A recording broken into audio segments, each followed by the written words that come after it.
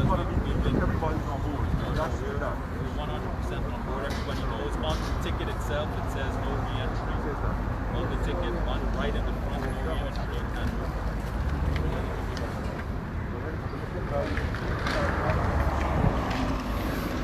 So the Guyanese Critic is coming to you from the Providence National Stadium, where the Minister of Culture, Youth and Sport is meeting members of the Guyana Police Force, the Guyana Fire Service, and most members of the security services to ensure that there is a proper readiness for tomorrow's T20 cricket that's being held at the stadium here. And this is, as you see, the entry point.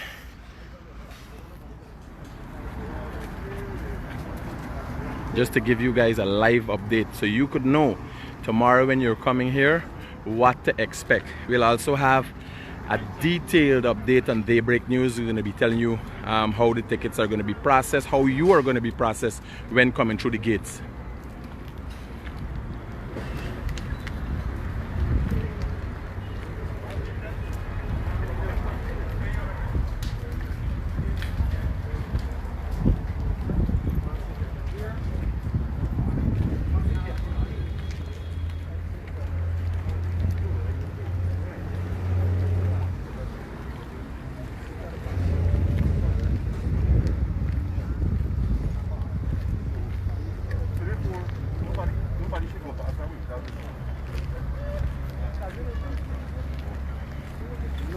So we'll be heading to the stadium. This is actually tarmac, and this facility is being used right now.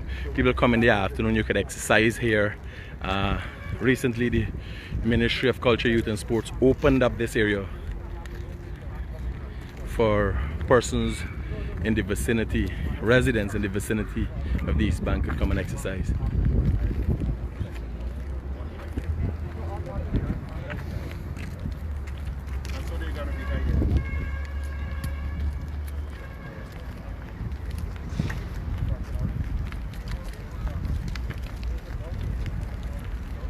So for those of you who've just tuned into the Guyanese Critic Live, I'm coming to you from just outside the National Stadium, well, in the compound, but just outside the stadium itself. We're heading there, and the Minister of Culture, Youth and Sport is on the ground with a number of security officials, persons from the Guyana Fire Service, and they are looking at the readiness of this facility for T20 cricket tomorrow.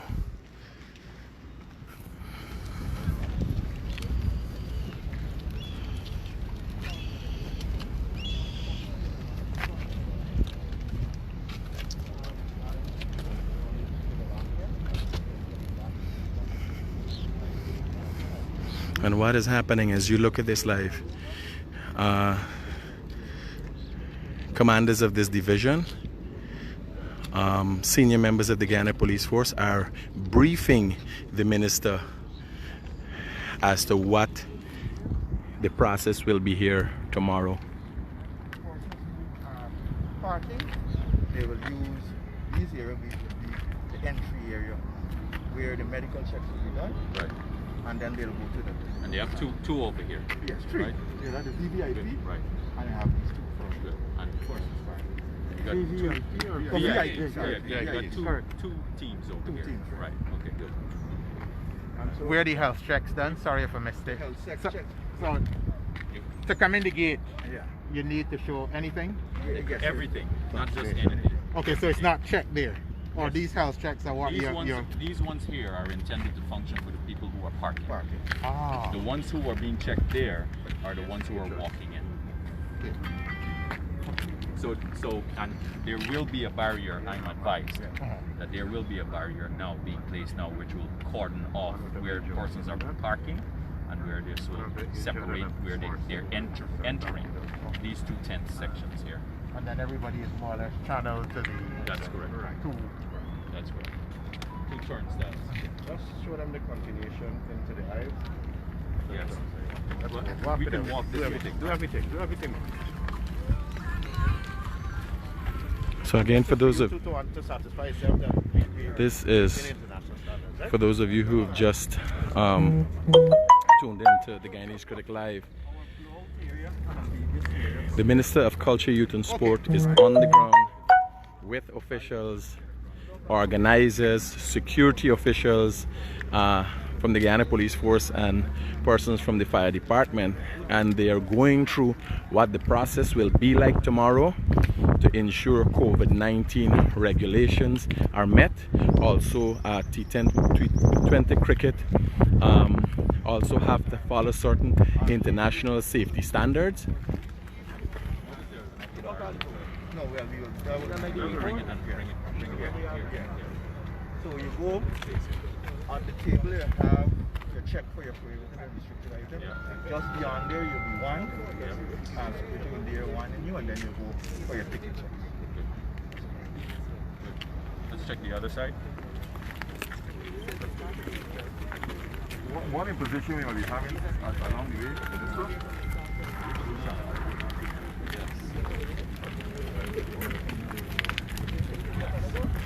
So then, again, to enlighten you, for those who've just tuned in, the Minister of Culture, Youth and Sport is on the ground and he's talking to security officials, and what this is a preparedness watch. Basically, the security officials are showing the minister what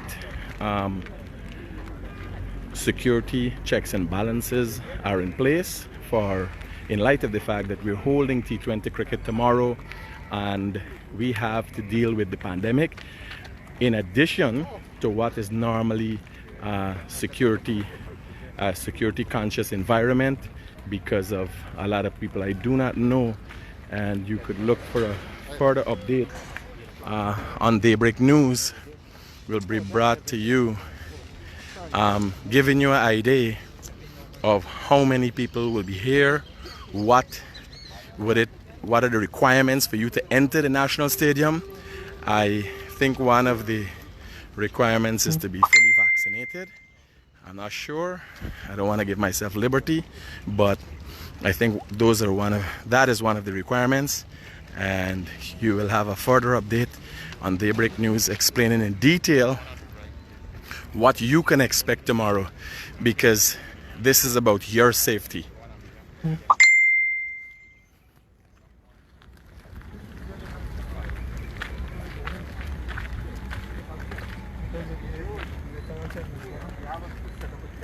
Right. A tent will be coming for the VIP checking area. Right.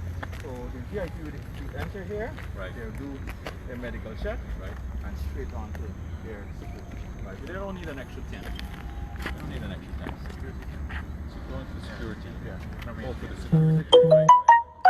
Got you. Yeah. This is good. All right. Let's go through here and then go straight in. Take the folks onto the field.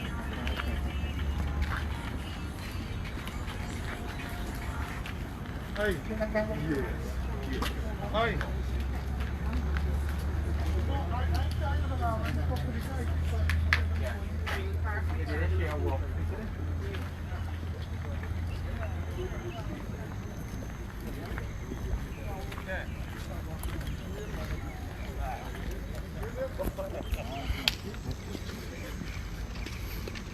So for those of you who tuned in, the Guyanese Critic is coming to you from the National Stadium, where the Minister of Culture, Youth and Sport is doing a walkthrough with security officials to ensure that tomorrow's T20 cricket match is security ready and basically overall ready to safely host this cricket match to Guyanese citizens.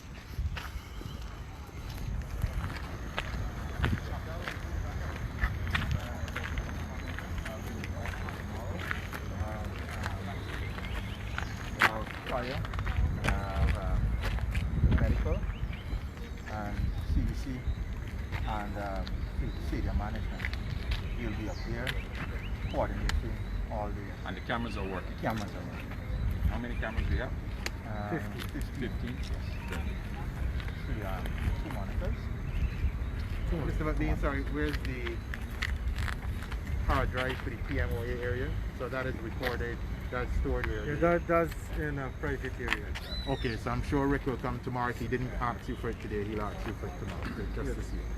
Yeah.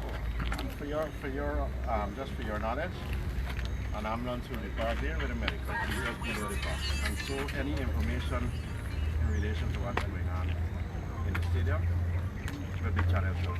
And so there's an emergency system. Okay. There's typically what we have found in recent times is that there's something called pitch siding that happens, where somebody communicates to somebody here in Guyana or in the various island with PayPal and say, I will give you $100 if you go to the stadium and send me live scores. How this works is that because anything here is a 10-second delay, you have somebody and you give them $100 and you know the result of the delivery before what happens with the delivery. Yeah. People, You can make a wherever bet in they are. advance. Yeah. So it is. I don't believe it's illegal in Guyana, but it is against our terms and conditions. So if you see any such people, you will ask your assistance. Exactly. But I'm not fixing people aren't coming. Yeah, but remember you gotta find these people first. so you're trying to see. So they're constantly on their phones, etc. during the game, talking all the time because they're giving ball. They're like commentators giving ball with a delay. You had arrested some people in the CPL the last time. Yes. So it's illegal all Yes. over the world. No, it's actually not illegal in the Caribbean. It's against our terms and conditions But of against cricket. the English Cricket Board, it's illegal. In some countries it's illegal. It's illegal in Australia. People have been sent to prison. Our laws haven't quite caught up yet. In the Caribbean in general. They arrested was 6 persons. While there's as part of the security, we're going to have people liaise to be with that. Very importantly, look at the stadium. The escape route will be manned by police. So let's get back to this.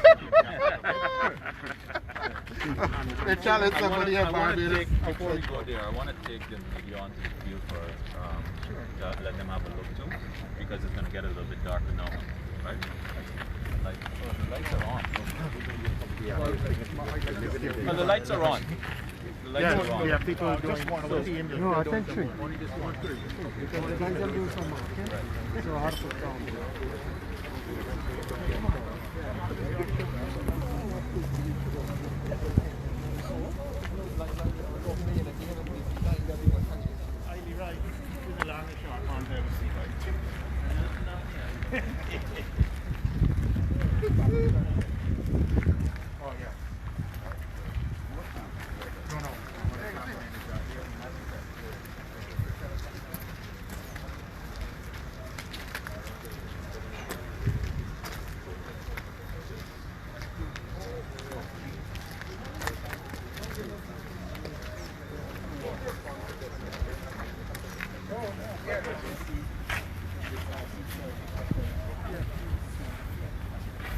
So you're getting a first-hand look at the Providence National Stadium and its readiness for T20 cricket tomorrow. The grass look nice, like something for lie down pond. Beautiful. And you know the Guyanese Critic always brings it to you first, but you will have a detailed report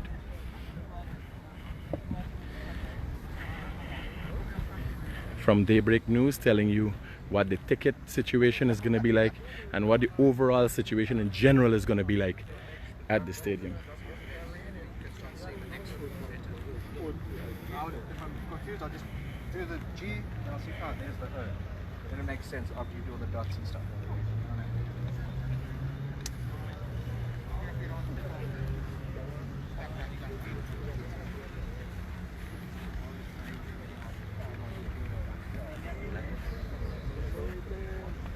Tonight they're going to bring the This will mark the painted signs to the field that will remain down and refresh ever so often. So you see the stadium is well lit. You even have Leroy Smith on the ground here.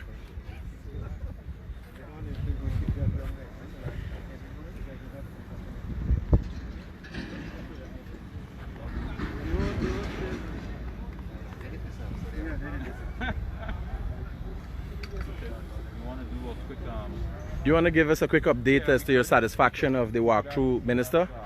Anybody else who wants to newsroom and Hakim.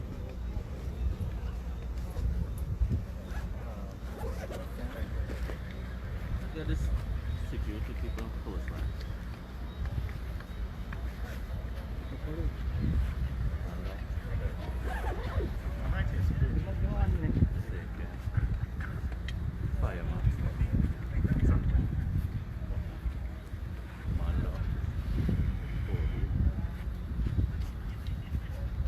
Andre, and you too, Azad, and Colin, you guys come. So, I have a present.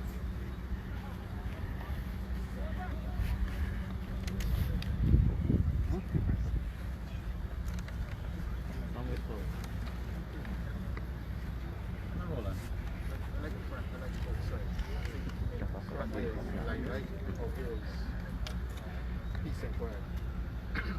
Say again.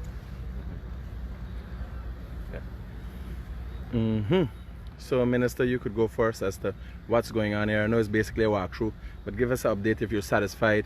And is this place safe for Guyanese to come to tomorrow? Yeah, first of all, that's why I'm here. I'm here to really represent the public's interest. The government of Guyana has made a decision that we're going to lead the way in signaling the intention as we exit COVID. It's been a challenging period for the entire globe, and for all of the challenges that we've ever had as a species, as a civilization, human beings have always been able to rise to the occasion. This is another example of us rising to the occasion, but it requires good leadership, and it requires responsible leadership, and it requires us to make sure that when we do things, we do it as safely and as responsible as possible. We're standing at a location several months ago when I invited the media. There were some persons who were claiming that this place was beyond repair. It's in a state of permanent disrepair. I wanted to emphasize the fact that we are here with all of the international folks. People from CWI, they've been able to verify the condition and the state of the Guyana National Stadium, which was several months back was in a very, very bad condition. There was neglect here that just from an ocular assessment, you're not able to see how bad the condition was, but we had to do a lot of work to the National Stadium very quickly, not to the ground, but to the infrastructure. And now it's in a very good condition, and we're going to continue to really make this facility a world-class facility, and expand it and grow it even more. Behind me, you have all of the important aficionados and functionaries who form part of bearing the responsibility to see that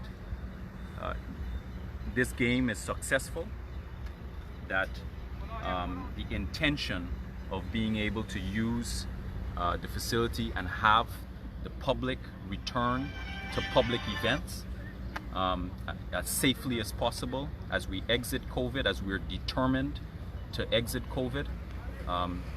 They also have an exceptional responsibility to bear, and they've been doing that in a very competent and professional way. Guyana should be proud of the fact that we're leading the way for the entire region, setting the example for other countries around the world. And we should also be proud of our personnel, our aficionados, our functionaries, our men in uniform who are leading the way and showing that for all of the important things that we do as a country and for events such as this, that we are strong and very capable, and we set the example across the region. Could you give some clarity to the vaccination requirements to get into this facility? Yeah, the position of the government of Guyana is that fully vaccinated, 40% capacity, and it's fully vaccinated 2 weeks prior. Address the issue of children. No children. No children, nobody under 18. Could you shed some light into the the cost of the works to repair the stadium. There was a lot of talk about the facility, how it was prior to you guys coming into power, and then about 3 weeks or so leading up to these matches, a lot of investment was done. Could you shed some light on the magnitude of the investment to get the stadium up to the standard? Yeah, so there have been ongoing works here that's been happening since we got into office. But specifically for the upgrade, we're spending $50 million.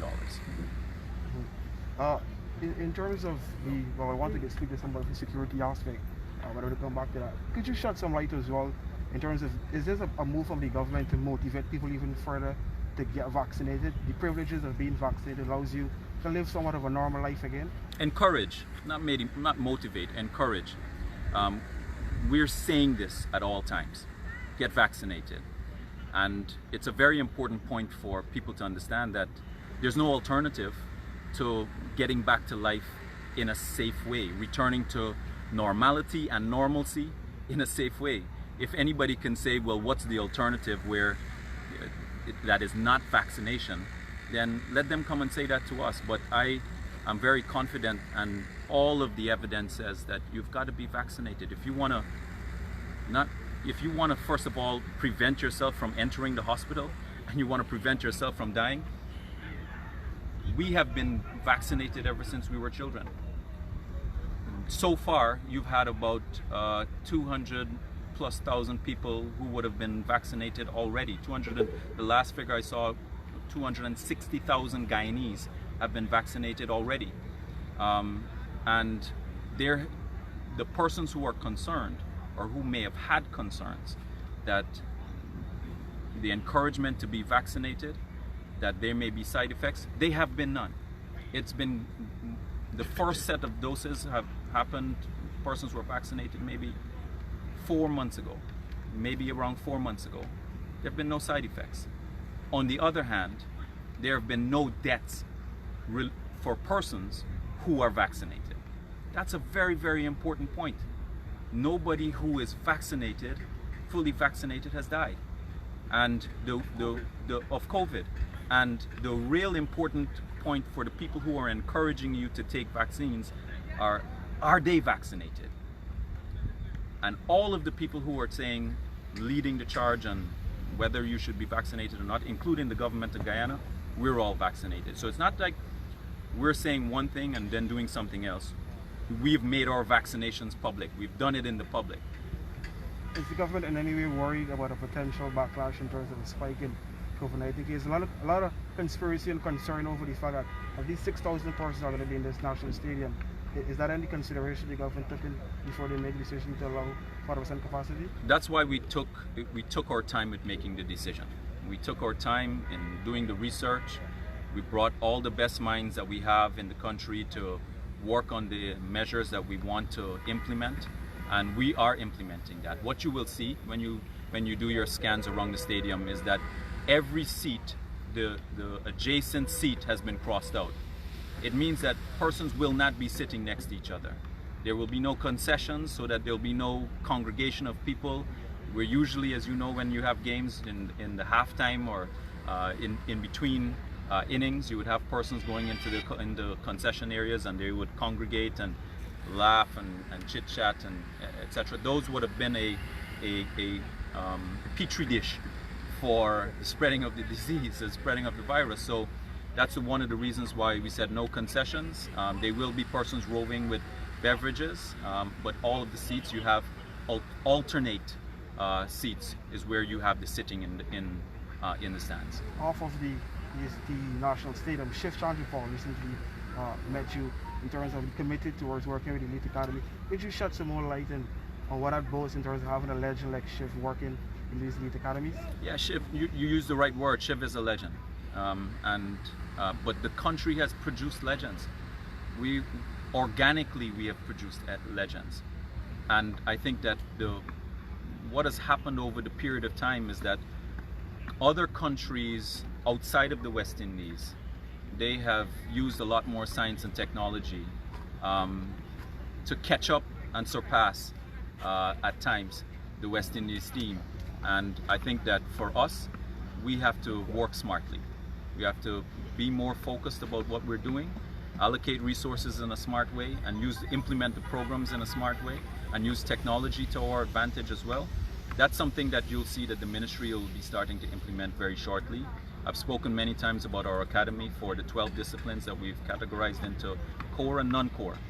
And knowing that people like Shiv, but it's not just him alone, Ram Naresh, Sarwan and many others, Rion King, etc. We've already started to have these discussions about how we can start to implement our academy for the elite players as well. And just finally from me, Minister, ongoing in Tokyo, a lot of Guyanese athletes are doing some historic achievement. Just today, Alika Versari set the national record. Has the ministry thought of the idea of having any appreciation for these athletes, when they return home, at least those based in Guyana? Yep. All I'll say for the moment is that we're very proud of them. She's 15, for example. Alika is 15. She is one of many, but for all of our athletes, for them to go and showcase our country and fly our flag with such pride, I think all of Guyana should unify on the voice of just being proud of our athletes.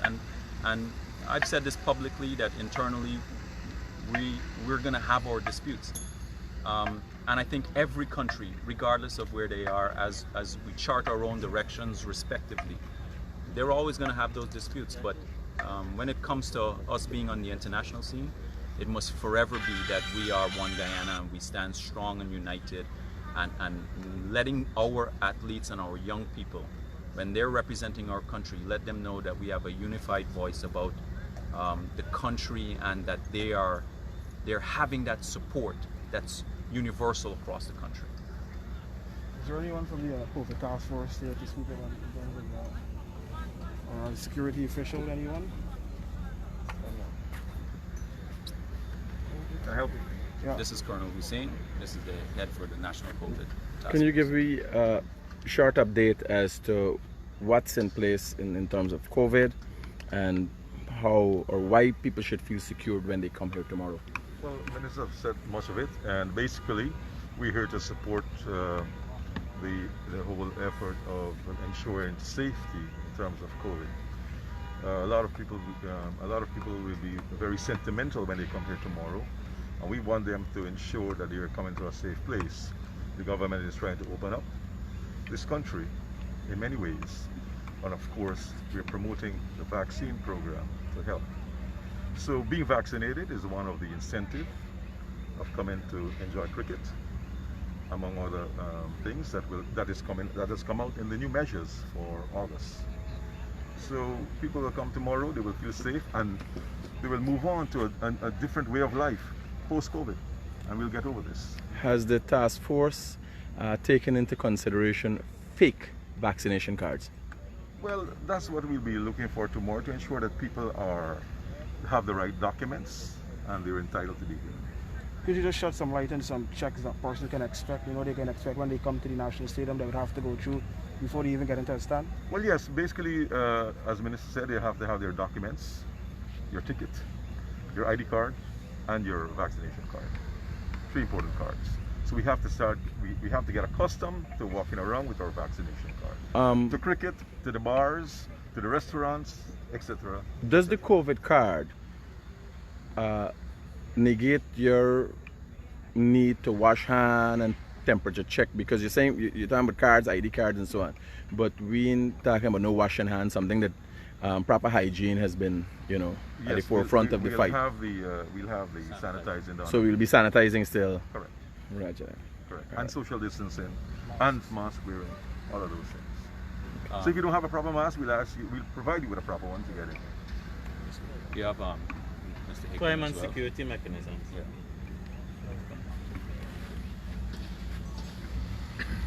Good evening. Chief, being being what we would call the point man for the Guyana Police Force, and somebody who's been very active with these kind of things, youths and sport in general, are you satisfied with what is going on here, and what do you have to say to the citizens? Maybe you might need some sort of an assistance, citizens cooperating with you. What's your take, and what do you expect from the citizens tomorrow? Thank you. First of all, we are satisfied, and when we have activities of this nature, safety and security is our watchword. And so we've went through a lot of plans to reach this stage. As customary, whenever we have the itinerary, we pre-plan when the foreigners are coming in terms of the players. We take care of them in terms of security from the airport to where they're staying, and then we transform the whole security mechanism into 3 phases. And that's the access to come to the stadium, at the stadium, and at the conclusion of the game. Those systems are in place. Of course, the minister is briefed and he's satisfied. What we're doing here now is to ensure that all the fine touches are in place. In relation to support from the public, it is necessary because, first of all, we don't want to breach the COVID guidelines. And so we did some adjustments to the queuing to come in. They will be distancing themselves. And so presentation of the cards that were alluded to earlier, that is necessary. And so we don't expect to have the stands packed to capacity because, like the minister said, it's only 4,000. And so the challenges in terms of security may not be that overwhelmed because we're not going to have the stadium packed to capacity. In terms of our parking, again, that is not going to be overwhelmed because we're not taking the full load of the stadium. However, we're going to maintain the ICC standards in terms of employment. And so the required amount of police ranks that are supposed to be here will be here. In addition to that, we're not going to just focus on the games.